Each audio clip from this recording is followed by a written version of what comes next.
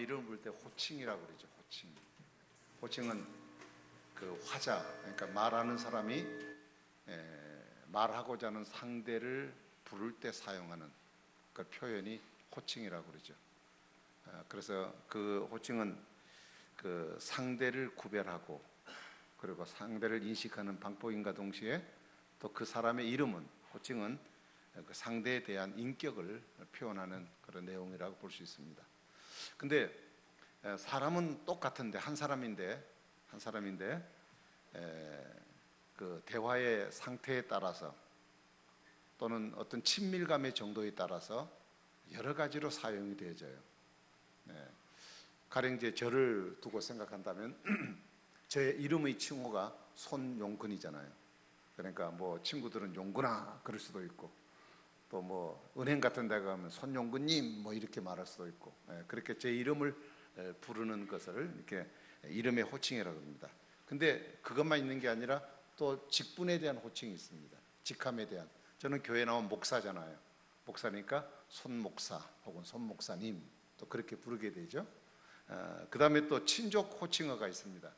가족 사이에 또 친척 간에 할아버지, 저는 또 딸이 둘이니까 외손자들이 외할아버지, 할아버지. 그 다음에 또 뭐 제 아내에게는 여보 뭐 되기도 하고, 이제 그런 이름이 또 불려지잖아요. 또 그 대명사적인 호칭어가 있습니다. 뭐 또 어르신들은 저보고 자네 뭐 이렇게 하기도 하고, 또 아내가 때로는 저한테 또 자기 또 그렇게 부를 수도 있는 거고. 그 다음에 통칭적인 어떤 그 호칭은 밖에 나가 저를 모르는 사람들은 아저씨 또 이렇게 부르기도 하고, 이제 이런 호칭이 한 사람, 손용근이라는 사람 한 사람 앞에 그 이름과 또 그 다음에 친족과의 관계나 또 직함에 따라서 또 통칭적으로 불려지는 이름이 다 다른 거죠. 이런 호칭들이 있습니다. 제가 이렇게 지금 뭐 이런 얘기를 지금 드리는 것은 오늘 본문에 보시면 요한이 편지를 써서 지금 청중들의 교회에게 사람들에게 편지를 써서 보내면서 그 받는 사람들에 대해서 호칭이 여러 가지로 나와 있어요. 그 지난 주일에는 그런 얘기를 드렸죠. 사랑하는 자들아 이렇게 얘기가 됐어요. 근데 오늘 12절부터 14절을 한번 보시면요, 첫 번째는 12절은 자녀들아 그렇게 나오잖아요. 그 다음에 13절에 들어가서는 아비들아 이렇게 나오죠. 그 다음에 13절 중반절에 가면 청년들아 이렇게 나와요. 그 다음에 14절에 가면 아이들아 그렇게 나와요. 그 다음에 또 14절 마지막 부분에 가면 또 중간에 보면 아비들아, 그 다음에 뒤에 보면 청년들아 이렇게 나옵니다. 그러니까 자녀, 아비, 또 아이들, 청년들 이런 얘기가 나와요. 호칭은. 그 대상이 딱 한 군데 두지 않냐고 교회 공동체적인 입장에서 이렇게 호칭들을 부르는 것. 보통 제가 여러분들에게 할 때는 사랑하는 성도 여러분, 그러면 우리 다 포함되는 내용 아닙니까? 그런데 왜 이렇게 짧은 구절에 복잡하게 이랬다가 저랬다 이런 말 저런 말을 이렇게 호칭을 넣느냐, 우리가 그렇게 생각을 해볼 수 있습니다만, 이 서신을 쓰고 있는 이 바울의 요한의 입장에서 볼 때는 교회에게 공통적으로 주는 편지이지만, 그러나 요한 자신이 편지를 보낼 때의 그 생각은 어떤 생각이냐, 성도 개개인을 향한 마음, 개개인에게 일일이 전해주는 마음의 심정이 바로 그 호칭 부르는 가운데 포함되어 있다고 볼 수가 있어요. 그래서 그 15절에 보면 이런 말씀이 있습니다. 누구든지 세상을 사랑하면 아버지의 사랑이 그 안에 있지 않다. 그러니까 세상을 사랑하지 말아라, 뭐 이런 지금 권면을 하시면서 이 호칭의 전체적인 부분을 한마디로 딱 아비들, 아이들, 청년들 또 이런 얘기를 쭉 하면서 한마디로 딱 함축한 게 뭐냐, 누구든지, everyone, 한마디, anyone이라고 하는 그 한마디로 이렇게 함축을 하고 있다고요. 그러니까 지금 이 성경을 통해서 이 편지를 받는 모든 사람들이 어린아이부터 나이 많으신 분들까지, 그러나 이 편지를 전하는 사람의 입장에는 어린아이 한 사람, 어른들 한 사람 한 사람 개인에게 하고자 하는 똑같은 심정을 가지고 이 말을 전하는데, 세상을 사랑하는 일에 대한 그 고민과 아픔을 얘기하면서 절대 이 일에 속아서는 안 된다 하는 사실을 정말 애절한 마음 가지고 사랑으로 권면하고 있는 내용이라고 그렇게 볼 수가 있겠습니다. 자, 그러면 요한이 이 누구든지 세상을 사랑하지 말라. 왜 세상을 사랑하지 말라고 얘기를 했을까? 우리는 세상 속에 살아가는데 왜 세상을 사랑하지 말라 그랬을까? 그 첫 번째를 보면 15절을 다시 한번 이제 보겠습니다. 15절을 우리 같이 한번 읽어보겠습니다. 시작. 이 세상이나 세상에 있는 것들을 사랑하지 말라. 누구든지 세상을 사랑하면 아버지의 사랑이 그 안에 있지 아니한다. 자, 이 말씀 보면 내가 세상을 사랑하면 내게 오는 게 뭡니까? 아버지의 사랑을 뺏긴다. 아버지의 사랑을 뺏긴다. 여러분, 세상은요, 우리가 하나님을 잘 사랑하고 하나님을 잘 믿도록 이렇게 양탄자를 펴놓은 같은 세상에 살지 않아요. 우리가 하나님 말씀을 듣고 교회 안에서 신앙생활하는 것과는 정 다른 가치를 갖고 세상을 살아가게 되어 있습니다. 그러니까 이 세상은 잘못하면 우리와 하나님의 관계, 사랑을 갈라놓게 만들어버려요. 갈라놓게. 여러분, 한 주간 살면서 야, 나는 성령 충만했다, 이런 분들이 별로 없어요. 우리 기도 내용 보면 하나님 또 실수했습니다, 우리의 잘못을 용서해 주십시오, 뭐 이런 얘기를 하잖아요. 그러니까 세상은 우리를 하나님을 사랑하지 못하도록 만들어버리는 세상 속에 살아가요. 그런다고요. 그러니까 어찌하든 간에 하나님의 사랑 속에 우리가 거하지 못하도록 세상의 모든 것들을 다 동원해가지고 우리 속에 있는 하나님의 사랑을 쏙 빼가게 만들어버려요. 빼가게 만들어요. 그래서 세상을 사랑하면 아버지와 사랑이 멀어지고 결국은 아버지를 떠날 수 있기 때문에 세상을 사랑하면 안 된다, 그렇게 지금 얘기를 하고 있어요. 그 두 번째 보면 16절을 같이 한번 읽어보겠습니다. 시작. 세상에 있는 모든 것이 육신의 정욕과 안목의 정욕과 이생의 자랑이니 다 아버지께로서부터 온 것이 아니요 세상으로부터 온 것이니라. 아멘. 자, 그 다음에 두 번째는 세상을 살아가면 어떻게 되느냐? 우리가 세상에 물들어요. 그래서 결국 이 타락의 늪으로 빠져버려요. 타락의 늪으로.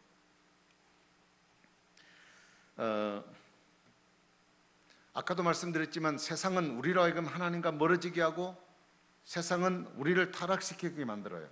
그리고 우리로 하여금 정욕으로 빠져버리게 만들어요. 육신이 느끼는 대로, 눈으로 보는 대로, 내 마음에 생각한 대로 살아가게 만들어요, 세상의 것은. 그러니까 그 결과적으로 우리가 그곳에 빠져버리면 세상을 우리의 신으로, 우리 하나님으로 세상을 믿게 되어지고, 그래서 내가 하나님 없어도 잘 살 수 있다, 그런 교만이 내 속에 틈타버리기 때문에 결국 우리로 하여금 하나님을 떠나버리게 만들어요. 그런데 그 세상의 것이 뭐냐? 16절에 세 가지를 얘기하고 있죠. 첫 번째는 육신의 정욕 그랬어요. 육신의 정욕이라고 하는 것은 본능적인 욕구에 의해서 일어나는 것은 무엇이든지 수단과 방법을 걸지 않고 다 하려고 하는 마음이에요. 그러니까 내 속에 하나님이 없이 그냥 한 인간으로서 본능적으로 느껴지는 것, 그것이 어느 것이든 간에 느껴지는 것을 수단과 방법 가리지 않고 행해 보려고 하는 것, 그 육신의 정욕이에요. 그다음 안목의 정욕은 뭐냐? 눈에 보이는 대로 하지 않으면 못 견디는 것.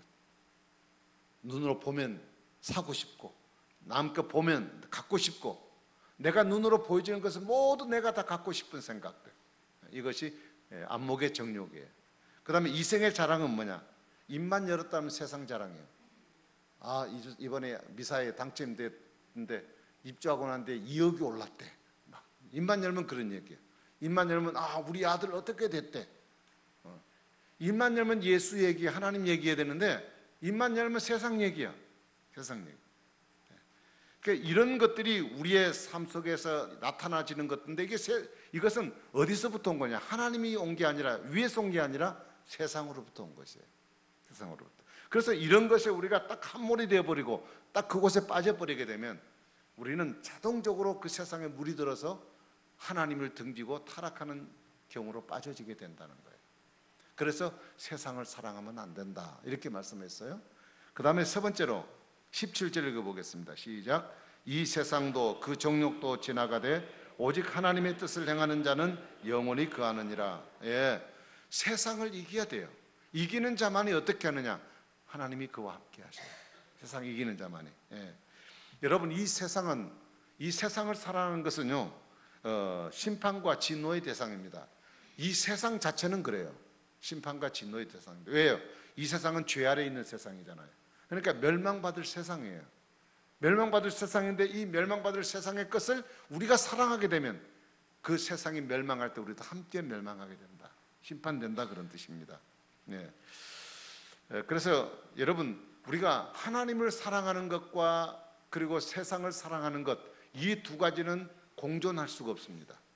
저울위에 딱 달아놨을 때 하나님 사랑하는 것과 세상을 사랑하는 것이 균형 잡히게 딱 가운데 설 수가 없다는 얘기예요. 한쪽에 기울어지게 되었다는 거예요. 성경 마가복음 6장 24절에 한 사람이 두 주인을 섬기지 못할 것이니 혹 이를 미워하고 저를 사랑하거나 혹 이를 중히 여기고 저를 경히 여김이라. 너희가 하나님과 재물을 겸하여 섬기지 못한다. 한 아내자가 두 찌아비를 섬길 수 없듯이, 마음을 같이 공히 나눠줄 수 없듯이, 어딘가는 한쪽으로 기어질 수밖에 없듯이, 우리가 세상을 사랑하게 되면 자동으로 내 속에는 하나님의 사랑이 빠져나간다는 결과가 되어진다는 뜻이에요. 100이라고 하는 퍼센테이지를 가지고 힘을 공분할 때 한쪽에 많이 불어넣어주면 한쪽은 자동으로 줄어들 수밖에 없는 것이 우리의 마음의 상태라고 볼 수가 있겠습니다. 그래서 하나님을 사랑하면서 하나님이 미워하는 것을 섬길 수가 없는 거예요. 부부가요, 같이 살면서 평생도록 이렇게 팽팽하게 맞서는 사람들이 있어요. 두 분이 맞서면 끝날 때까지 전쟁은 계속됩니다. 그렇죠. 근데 이게 한쪽에 배려가 필요하고요. 배려가 필요해요. 사실 배려는 약한 자가 배려하는 것보다는 강자가 배려하는 것이 훨씬 더 아름답습니다. 힘 있는 사람이 배려하는 게. 처음에는 연애하고 결혼하고 살 때는 사랑이라고 하는 그 감정에 뭉틀려 가지고 다 이래도 이쁘고 저래도 이쁘고 다 좋았어요. 근데 어느 순간에 내 속에 사랑이라는 감정이 쭉쭉 살아가면서 빠져나가는 순간에 자식 낳고 직장 생활하고 그러다 보니까 현실에 부딪히는 가운데 사랑이 빠져나가요. 그러다 보니까 나를 둘러쌌던 이 물태와 같은 이 감정은 싹 빠져버리고 실체만 딱 보이는 거예요. 실체만. 그때부터 아내와 남편에 대하는 말투가 달라지고 생각이 달라지고 표현이 달라지기 시작해요. 왜요? 사랑의 감정들이 다 식어져 버린 거죠. 그래서 서로 그것 때문에 상처를 받고 그 이기지 못해서 3년의 그 고비를 못 넘겨서 부부가 아주 심한 고통을 당하고 그것 때문에 견디지 못해서 이혼을 하고 뭐 이런 경우들이 우리 주변에 많이 있지 않습니까? 그래서 여러분, 사랑이라는 것은 뭐냐? 사랑이라는 것은 내가 사랑하는 상대가 싫어하는 것은 내가 안 하는 겁니다. 그가 좋아하는 것은 내가 좋아하는 거예요. 상대가 싫어하는데 내가 사랑하는 그 사람이 이걸 싫어하는데 내가 그게 좋다고 나는 내 방식대로 해나간다면 이거는 뭐 팽팽히 써서 맨날 싸우기만 해야 되잖아요. 그러니까 사랑이라고 하는 것은 상대를 향해서 내가 좋아하는 것을 내려놓고 상대가 좋아하는 것을 따라가는 거예요. 자, 우리가 하나님을 사랑한다면 어떻게 해야 돼요? 하나님은 세상을 원수라고 했어요. 세상 싫어해요. 여러분 표현이 제가 말씀드린 걸 이해를 하시기 바랍니다. 여러분 직장 생활하는 걸 싫어한다는 얘기가 아니라 이 세상 자체는 그 죄악된 세상이기 때문에 여러분 삶을 얘기하는 건 아닙니다. 이 세상 자체가 하나님 없는 문화와 세상 속에 살아가고 있기 때문에 이 세상은 멸망의 대상이란 말이죠. 그러니까 하나님이 싫어해요. 근데 우리가 하나님을 사랑하노라 하면서도 세상을 사랑해요. 그러면 그게 하나님 사랑은 거냐? 그거는 그 속에 하나님의 사랑이 없기 때문에 그렇게 하는 거다. 이렇게 성경은 오늘 본문에 말씀하고 있어요. 네. 그래서 여러분, 우리가 하나님을 사랑하고 하나님의 은혜를 내 속에 유지할 수 있는 비결이 뭐냐? 그건 다른 것이 아니라 세상을 사랑하지 않는 것입니다. 세상 사랑하지. 제가 지난 금요일날 심야기도 때 말씀도 드렸지만 하나님보다도 세상을 덜 사랑하는 겁니다. 덜 사랑하는 거예요. 우리가 살아가면서 이런 생각을 합니다. 이제 오늘 본문에 보니까 아이도 있고 또 청년도 있고 아비들도 있고 쭉 많이 있잖아요. 그러니까 이 애는 아직 어리니까 애니까 괜찮겠지라고 생각을 합니다. 그러나 여러분, 어린 아이 때 조심해서 이 아이를 바르게 교육을 시켜놓지 않으면 그 아이의 형성이 평생을 좌우하게 됩니다. 그래서 보통 2세부터 좀 넓게 잡으면 6세, 그렇지 않으면 2세부터 4세, 5세 안에 아이들의 인격이 거의 80% 이상이 형성이 되잖아요. 그러니까 아이고 어리니까 괜찮아. 그때 우리가 이 아이들에 대한 신앙 교육을 시켜놓지 않으면 그 아이에게는 하나님에 대한 신앙이 들어가기 전에 세상의 가치가 팍 들어가 버려요. 그러니까 우리가 그런 것에 느슨할 수가 없다는 거죠. 또 이 사람은 아직 젊으니까 괜찮겠지. 또 나이는 있지만 그래도 아직 시간이 있으니까 괜찮겠지. 뭐 다 큰 어른인데 뭐 알아서 하겠지, 뭐 자기가 자기 일인데. 여러분, 우리가 이런 생각을 하면서 세상을 사랑하고 세상에 취해서 살아가는, 그래서 우리가 경계심을 갖지 못하고 우리가 여기에 대해서 깨어있음이 되지 못한다면 우리는 하나님 앞에서 어떤 자가 되어질 것인가 심한 고민을 가지지 않을 수가 없습니다. 여러분, 아까도 말씀드렸지만 아이가 아이라는 이유만으로 우리가 어리다고 생각해서 그 아이를 너무 관대하게 대하면 안 돼요. 가정 예배를 드려야 되는데 아이고 아이니까 그냥 안 드려도 돼. 어떤 집에 가면 이제 그 예배를 드릴 때 보면 아이들 까져줘 갖고 방에 아주 휘몰아 쳐버려요. 방에다 가둬놓고 어른까지 예배 드리는 데가 있습니다. 괜찮아요. 애들 시끄러워도 괜찮아요. 같이 예배를 드려야 돼요. 같이 예배를 드리는. 그리고 그 이제 우리 교회도 보니까 지금 어린 아이들 유치부에 두고 있는 우리 부모님들이 많이 계신 것 같아요. 근데 아이들이 어리다 보니까 부모들이 신앙을 제대로 잘 못 챙겨. 본인 신앙도 안 되고 아이 신앙도 잘 안 돼. 아이를 키우는 바쁨과 그 막 너무 힘든 것 때문에 신앙이 엉망이 돼. 애 키워놓고 잘하겠지. 여러분, 그 텀이 얼마나 긴지 몰라요. 그걸 우리가 관대하게 지나갈 수 있는 문제가 결코 아니라는 얘기예요. 자, 청소년과 청년기에는 뭡니까? 공부와 직장이 그들에게는 가장 중요한 우선순위의 가치입니다. 그들에게는 원하는 일에 성공하거나 목적을 이룬 후에 기회는 얼마든지 있다.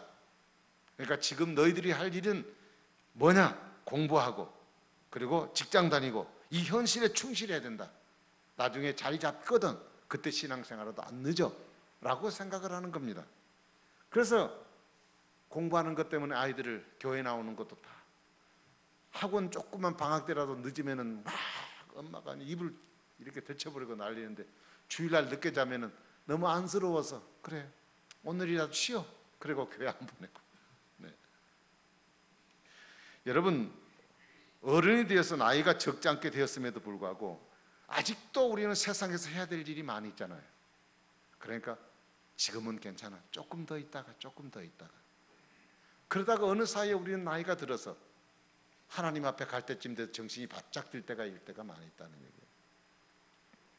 그래서 사람들은 스스로가 자기의 삶을 합리화하면서 하나님을 위한 시간과 여유를 자기 인생의 목표를 다 이루고 난 뒤에 차츰차츰 하겠다는 생각들을 사람들이 많이 가지고 있습니다. 그래서 우리가 그런 마음을 갖고 보니까 나에 대해서 너무 관대하고 우리 자녀들에 대해서 너무 관대하고 그래서 넘어가서는 안 될 부분들에 대해서 너무 관대하게 대할 때가 너무 많이 있다는 겁니다. 여러분, 제가 지금 드린 말씀들이 좀 두서시 말씀드렸습니다만 정말 이렇게 산다면 정말 잘하는 일일까? 정말 이래도 두어도 괜찮을까? 아직은 괜찮을까? 사람이 불의에 사거나 재난을 당한 분들이 공통적으로 하는 얘기가 있습니다. 그게 뭐냐? 내가 이런 일 당할 줄 몰랐다. 내가 그때 정신 차려야 되는데, 그때 내가 좀 생각을 잘해야 되는데, 이게 꼭 이 일이 치르고 나면 꼭 그 얘기가 나옵니다. 사람이 어떤 일에요 정신이 빠져버렸을 때는 자기에게 주어진 현실의 그림이 안 그려져요. 도박을 열심히 하는 분들, 그 다음에 뭡니까 마약 같은 것 하시는 분들, 여러분 그게 도취가 되어버리면요 아무것도 안 보여요. 내 자식에게요 많은 돈 주는 것도 못 주고 내 아내에게 10만 원 생활비도 못 줘요. 그런데 경마장 같은 데 가서 돈을 몇십만 원씩 혹은 몇백만 원씩 갖다 내는 일은 아주 자연스럽게 해요. 내가 이러다가 망해겠구나, 우리 집이 엉망이 되겠구나, 전혀 생각이 안 나요. 지금 자기가 하는 일이 좋다고 생각하고 옳다고 생각하는 겁니다. 그래서 막상 사건이 빵 터지고 나면 정신이 들어서 아이고 내가 왜 그랬을까, 아이고 내가 왜 그랬을까.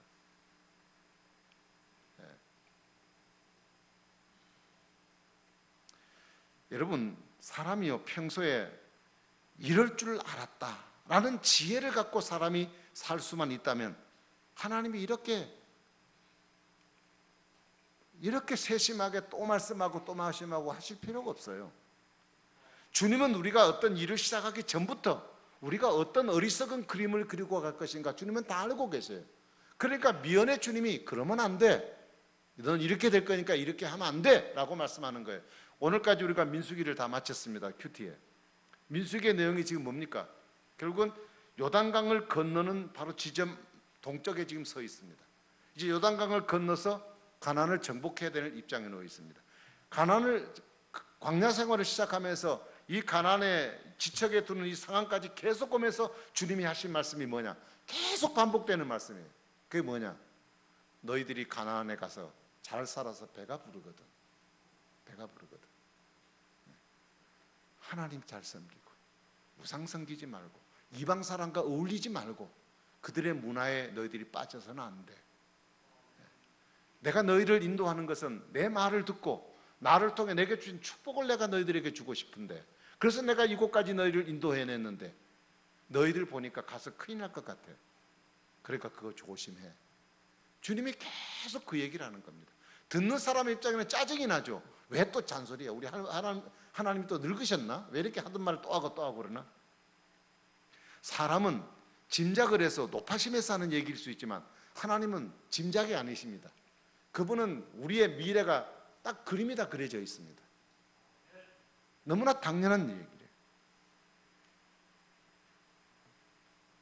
그래서 주님은 우리를 보고 그렇게 해서는 안 된다. 그래서 세상을 살아가지 말라.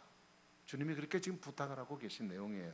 이거는 주님이 너무 심각한 마음으로, 정말 이것을 잃어버리고 싶지 않은 마음 속에서 이들이 잘못된 구덩이에 빠지지 않기 위해서 너무 갈급하고, 그래서 자식을 향해 잘못된 길을 바라보는 자식의 걸음을 뒷걸음 보면서 부모가 잡지 못해서 눈물을 흘려서 저놈 자식 저러면 안 되는데, 그런 하나님의 마음의 심정을 가지고 지금 자기 백성들에게 하고 있는 내용이라는 것을 여러분 아셔야 합니다. 여러분, 누구든지 세상을 이겨야 됩니다. 우리는 믿음으로 살아야 됩니다. 그러기 위해서 우리가 가장 경계해야 될 것이 뭐냐? 딴 것 없어요. 세상을 사랑하는 문제가 가장 중요한 문제입니다. 세상을 사랑하는 것이 뭡니까? 세상의 일에 빠져서 하나님을 전적으로 사랑하지 못하는 겁니다. 하나님은 자신을 사랑하라고 말할 때 나를 사랑하라, 그리고 내 이웃을 사랑하라 그랬어요. 내 이웃은 어떻게 사랑하냐? 네 몸처럼 사랑하라. 내가 너희를 사랑한 것처럼 사랑하라 그랬어요. 그러면 너희들이 나를 사랑할 때 어떻게 사랑하냐? 내 마음과 뜻과 성품을 다해서 사랑하라. 이 말은 뭐예요? 우리의 전인격으로 하나님을 사랑하라는 얘기예요. 전인격으로. 네. 아까도 말씀드렸지만 하나님과 세상을 동시에 사랑할 수는 없습니다. 여러분, 세상에 얼마나 재미있고 아름다운 일이 많습니까?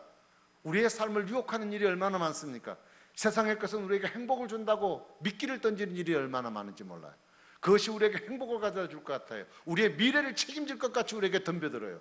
너 이것만 내게만 오게만 오면 너 인생은 다 활짝 펴진다. 여러분, 이렇게 우리를 유혹하고 있습니다, 세상은. 그래서 우리는 그 유혹 앞에, 그래 세상의 삶은 이대로 살면 멋있게 살 거야, 이대로 살면 내가 행복할 거야, 사람들은 생각하고 그곳에 자신의 삶을 던지고 삽니다. 그러나 오늘 성경은 말합니다. 세상의 것은 다 잠시다. 잠시다. 그리고 세상의 것은 곧 지루해진다. 여러분, 뭘 하나 얻으면 좋습니까? 항상 좋은가요? 얼마 있지 않아서 지루해져요. 그러면 또 안 지루한 것을 또 찾아야 돼. 그럼 언제까지가 그 지루함이 끝나느냐? 내가 죽을 때까지. 그러니까 결국은 내가 지루함을, 새 것을 받기 위해서 끝없이 찾고 찾다가 결국 하나님에 대한 생각도 없이 세상에 빠져 그것만을 얻기 위해서 일생을 살다가 인생을 끝맺어야 되는 이 상황이 하나님 눈에 뻔히 보이기 때문에, 그래서 너희들 그 선을 그어준 거죠. 세상을 덜 사랑해라. 세상을 덜 사랑해라.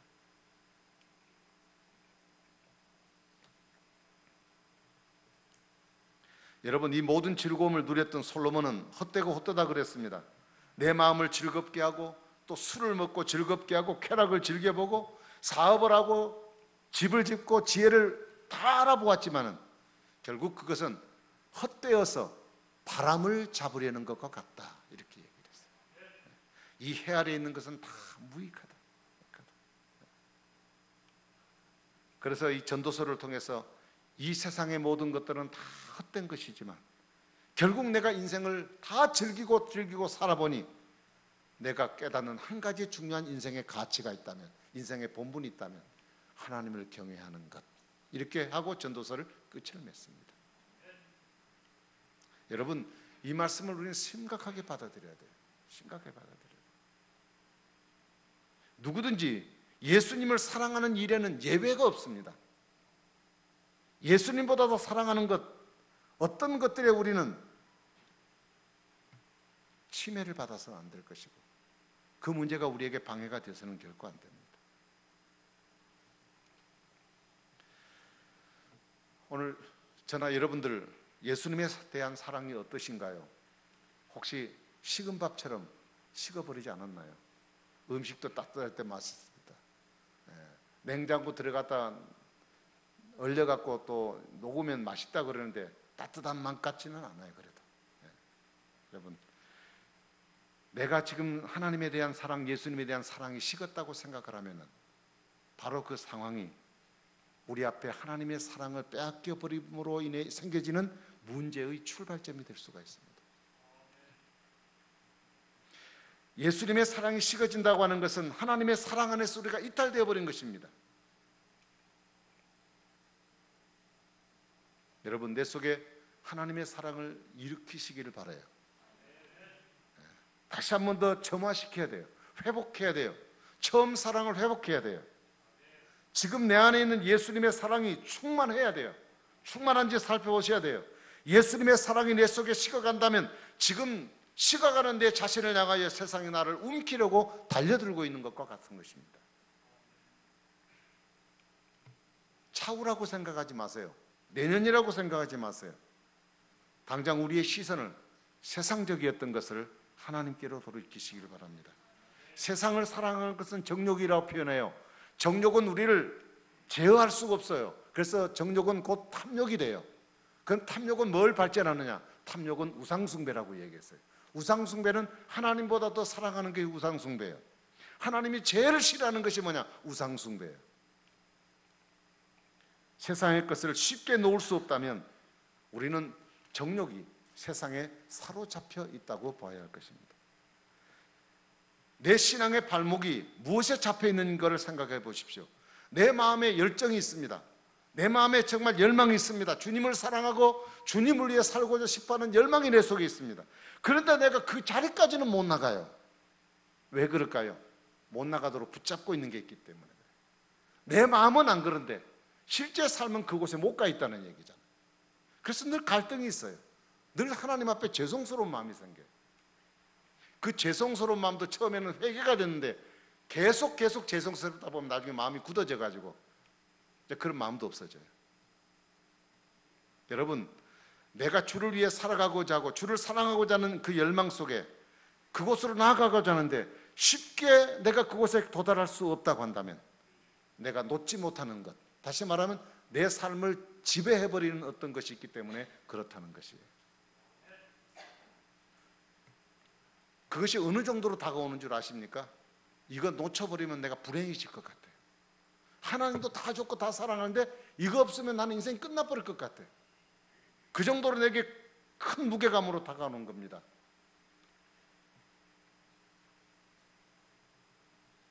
내 마음 깊은 곳에는 아니라 그래요. 아니야, 그래 난 주님 사랑해, 난 주님밖에 없어, 그렇게 외치면서도 그렇게 하지 못하는 세상의 것에서 맞설 수 있는 힘이 내게 없어요. 완전히 포로가 되어버린 겁니다. 이것이 나를 문제 속으로 끌어가게 하는 거예요. 문제 속으로. 여러분, 내 마음 공간에 하나님과 세상을 두 가지를 다 공유하고 살 수는 없습니다. 우리 마음속에, 이 공간 속에 주님을 사랑하는 가슴으로, 마음으로 채워지기를 바랍니다.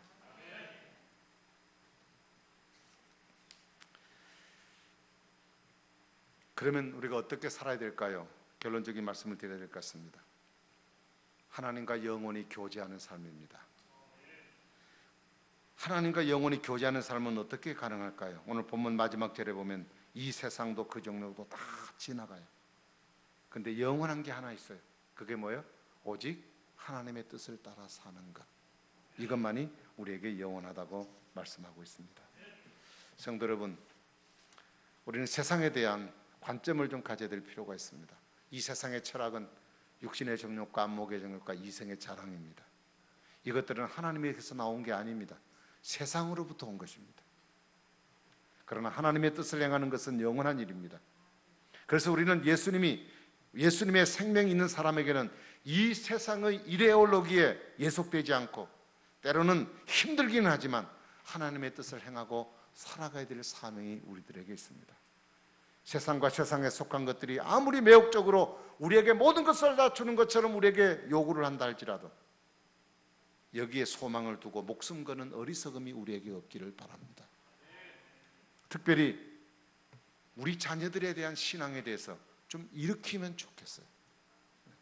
공부와 직장이 그들에게서는 굉장히 중요한 부분이겠죠. 이런 일이 생긴 부모들은 발빠르게 움직입니다. 때로는 아주 격한 반응을 합니다. 그럼에도 자녀들의 영적인 문제에 대해서는 왜 그렇게 느긋한지 몰라요. 지금 안 해도 나중에 시간이 있어. 지금은 이게 중요하니까 나중에.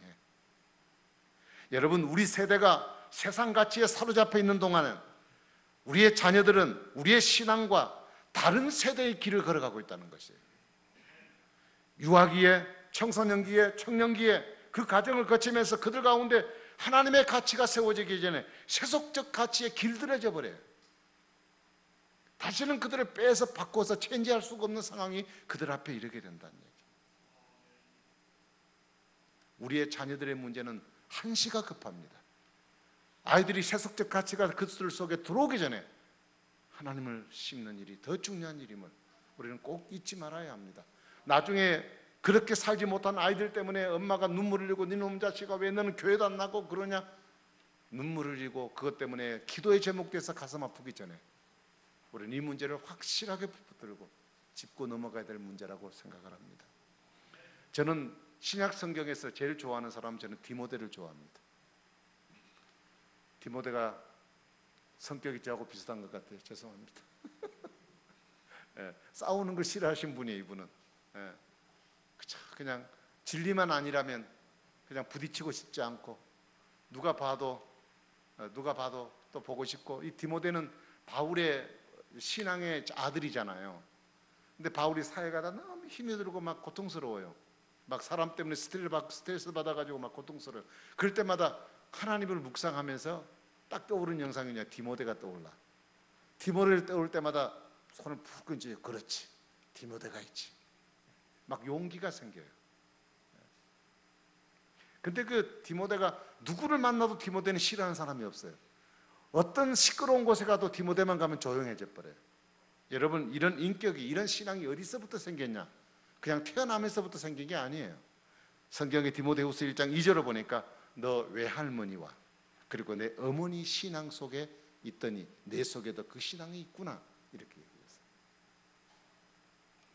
여러분, 우리의 자녀들이 세상 때문에 주님 버리지 않도록 가르쳐야 합니다. 우리의 다음 세대들이 다른 세대로 달하지 않도록, 여러분, 그들은 우리의 교회와 우리의 가정과 그리고 이 사회의 미래입니다. 앞날들입니다. 그들이 정상적으로 바르게 올바른 인격과 가치를 가지고 인생을 살아가야 할 사람들입니다.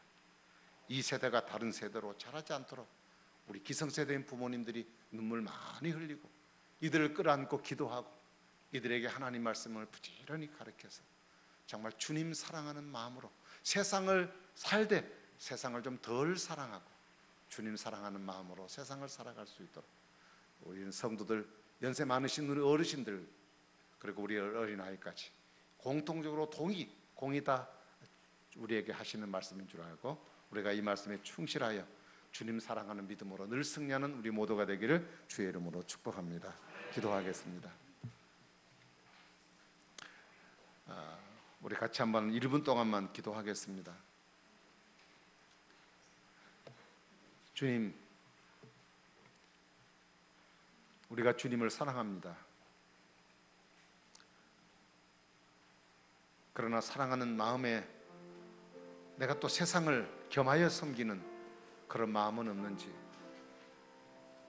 우리가 우리 자신들을 한번 돌아보시기를 바라고, 그리고 우리의 자녀들 하나님 사랑한 믿음의 자녀로 잘 자라도록 우리가 기도해주고 이들을 가르쳐야 될 책임이 우리에게 있다는 것을 알고 이 일에 충실하고 하나님 앞에 축복받는 인생으로 살아갈 수 있도록 주여 우리를 붙들어 주시옵소서.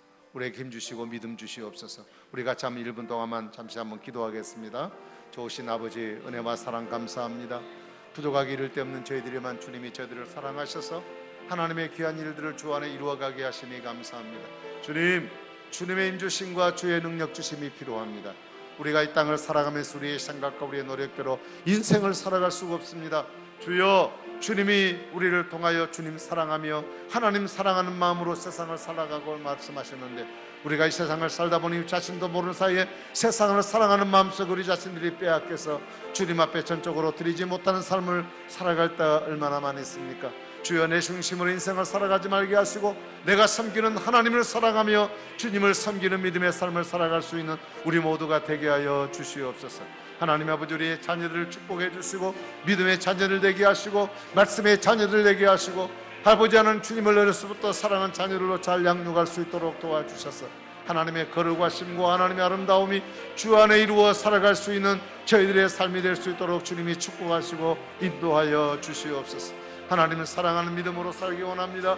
주 앞에 온전히 영광 돌리며 살아가기 원합니다. 주여, 축복해 주시고 하나님의 거룩하심과 주의 아름다우신 삶이 날마다 삶 속에 풍성해지도록 우리 하나님 채우시고 인도해 주시며 주의 영광 돌리게 부족함 있는 믿음의 신실한 하나님의 자녀들로 늘 승리하고 살아갈 수 있도록 주님 우리를 축복하여 주시옵소서. 감사합니다. 영광 받아 주옵소서. 예수님 이름으로 간절히 기도하옵나이다. 아멘. 우리 찬송 하나님 앞에 드리겠습니다. 찬송가 286장을 드리겠습니다.